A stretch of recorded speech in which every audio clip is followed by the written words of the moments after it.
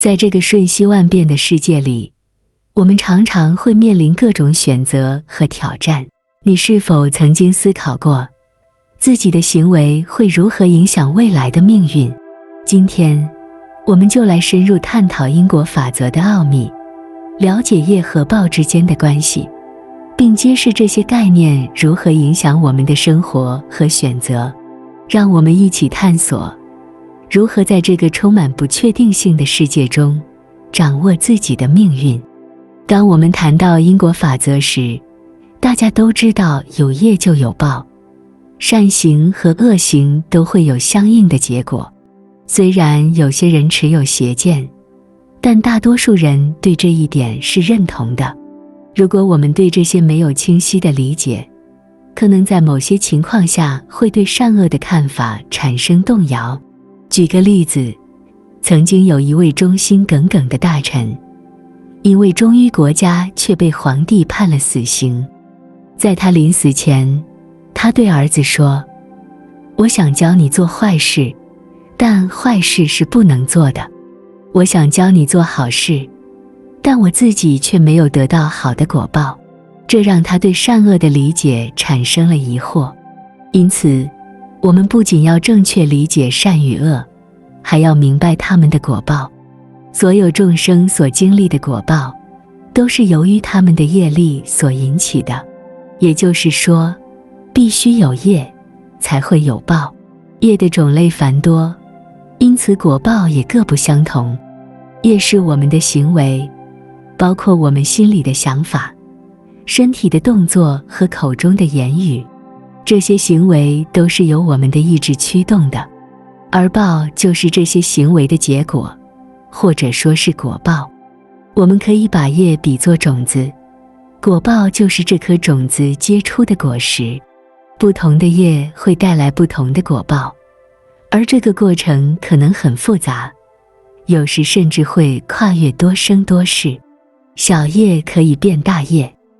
首先，我们要知道小的业力是可以转化为大的。这意味一些微小的善行或恶行，如果不断重复，就会积累成为强大的业力。就像法句经中所说的，不要小看微小的恶行，因为水滴虽然微小，却能渐渐填满大器。善行也是如此。古人说，不要因为恶小而去做，也不要因为善小而不去做，这个道理是一样的。例如，造作害人的小恶业，虽然一开始看似不重要，但如果你对这个恶行感到满意，这样的小恶也会变得很可怕。相反，哪怕是微小的善行，如果你能够常常心怀喜悦，这些小善也会逐渐变成大善。因此，我们不应该忽视小业，也不要随意喜欢恶业，应该多多支持善业。强业与隐业。再来说说，在各种业中，有一类特别强的业力，可以牵引决定我们投生在哪里，可能是升到天上，也可能堕入地狱，或者成为旁生，如动物。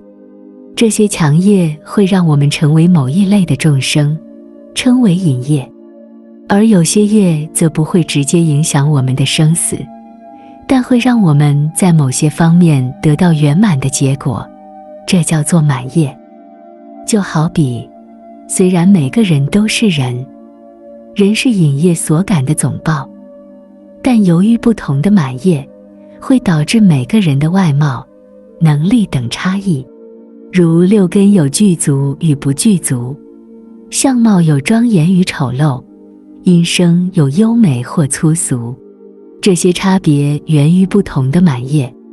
不过，还有一点需要注意，就是业报和现生的努力或养成的区别。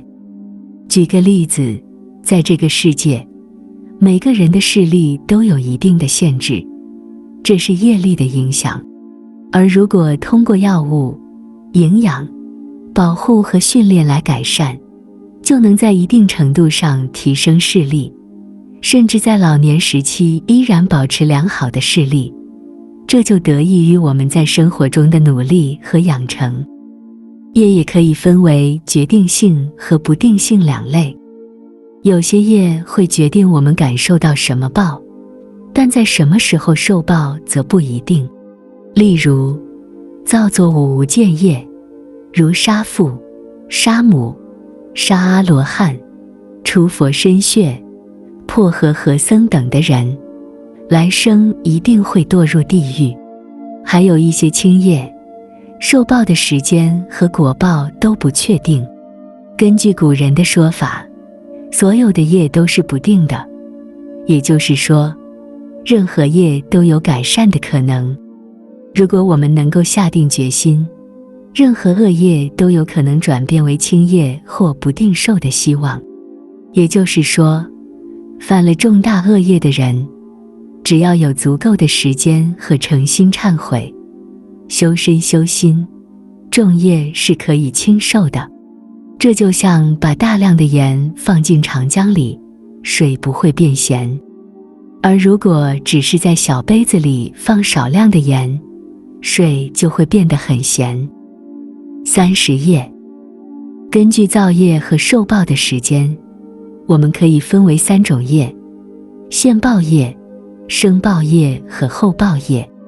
现报业是指这一生中造的业，现在就会感受到果报。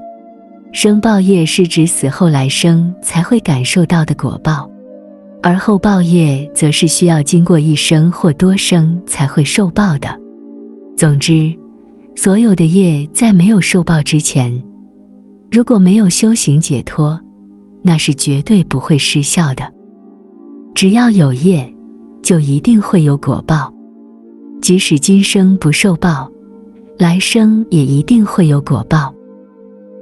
就像西汉时期的袁盎，他因为重伤而导致晁错被杀，这个业力直到他后来转世为悟达国师时，才因贪念感报恶业，而以患人面疮的形式显现出来。这就是业力不会消失的证明。所以众生的行为包括善业、恶业、隐业、满业、现报业、生报业和后报业，这些业力会影响到来生的果报。善业的果报会在善的地方，比如人间或天上，而恶业的果报则会在恶的地方，比如地狱、旁生或恶鬼。众生从无始以来，就根据业力不断在这些地方流转，生生不息。流转就是轮回。以今生来说，我们的业力多得难以计算，而过去生中未了的业力又会影响到现在。这样一来，当今生结束时，究竟哪一种业会招来后报呢？这是无法确定的，但大致可以分为3大类。1. 随众的业，这是指做了重大的善业或恶业，比如五无间业等。这些业力非常强大，无论你是否意识到，重业始终占据主导地位。当临终时，可能会看到地狱或天堂，这就是业力的显现，预示着上升或下降的迹象。接下来的果报就会由这些重业决定。2. 随习的业，这类业没有特别重的善或恶，但在平平淡淡的一生中，随着时间的推移，会形成某种习惯。即使没有显著的重业，这些习惯性的善恶业也会在临终时发挥作用，决定来生的果报。比如，曾经有位长者问佛，他平时念佛，但在繁忙的街道上会忘记念佛，这样会不会影响到他临终的果报？佛告诉他，因为他平时养成了念佛的习惯，即使在那一刻失去正念也不会堕落。这是因为业力强大，不一定要与心相应。就像一棵树长向东南，当它被砍倒时，自然会向东南倒下。3. 随意念的业，这类人一生中没有特别重的善或恶，到了临终时，可能会感到迷茫，不知道自己要去哪里。如果在这个时候突然想起善行，就会引发善业，得到好的果报。如果想起恶行，则可能引发恶业，堕落。因此，临终时的念头是非常重要的。这就是为什么在临终时，最好有人为他念佛，提醒他生前的善行，帮助他引发善业。净土宗的临终助念就是这个道理。不过，对于那些随众和随喜的众生，临终时的业力会更强。如果他们的众业和习业都是恶的，那么就很难让他们想起三宝或其他的功德了。根据佛法的深意，身心的活动显现为生命的形态。当死亡时，身心的活动会瞬间消失，显著的身心活动停顿了。但过去的身心活动并不是消失的，这就是业灭过去，功能不失。等到因缘成熟时，过去的业力就会引发新的身心活动，开始一个新的生命。过去的业力在法性空中并不存在时间和空间的间隔，只要因缘和合，比如父母的精血结合，就能在另一个时间和空间中突然引发一个新的生命。这就是身心活动的又一个新开始，激发自我改善的动力。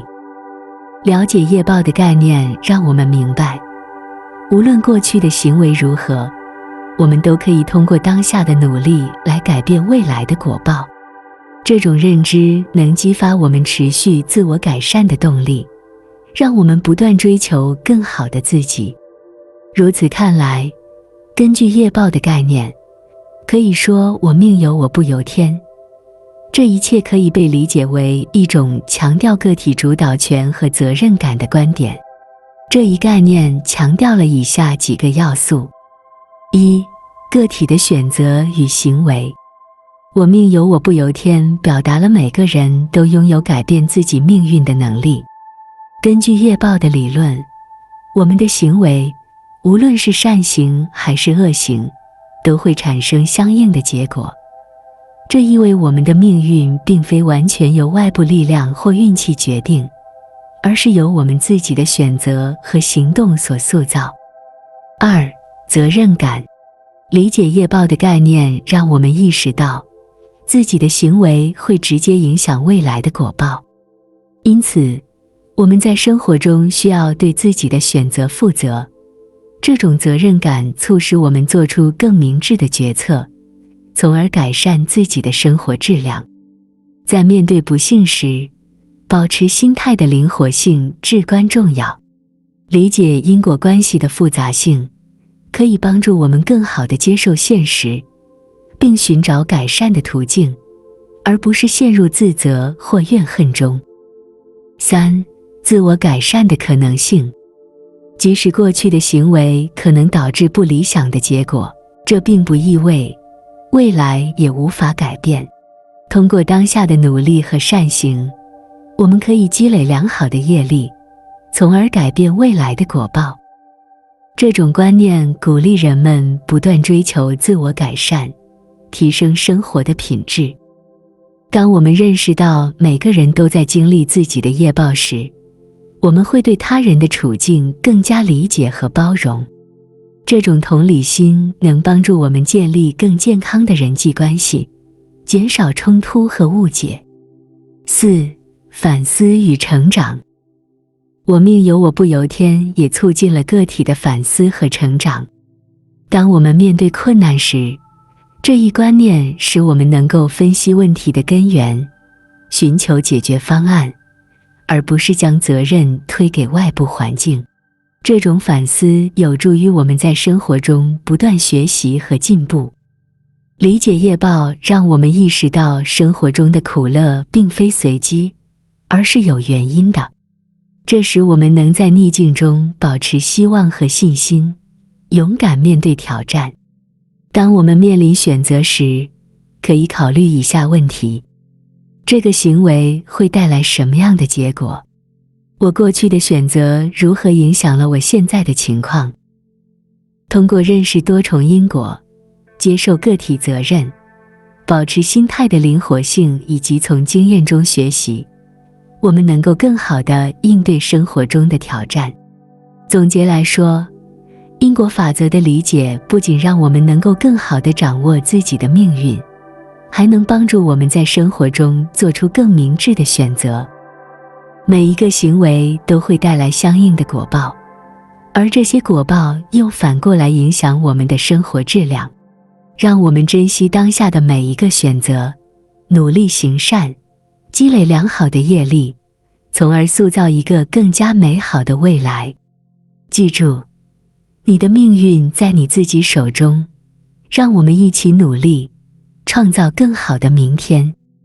希望今天的分享能让你从中得到启发。如果你喜欢这个视频，请点赞、订阅，并分享给更多朋友。别忘了点击小铃铛，这样你就不会错过任何更新的内容。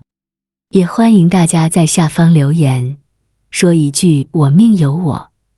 除了能积极传递正能量，积聚福德，也能帮助频道持续增长。感谢你的观看和支持，我们下期再见。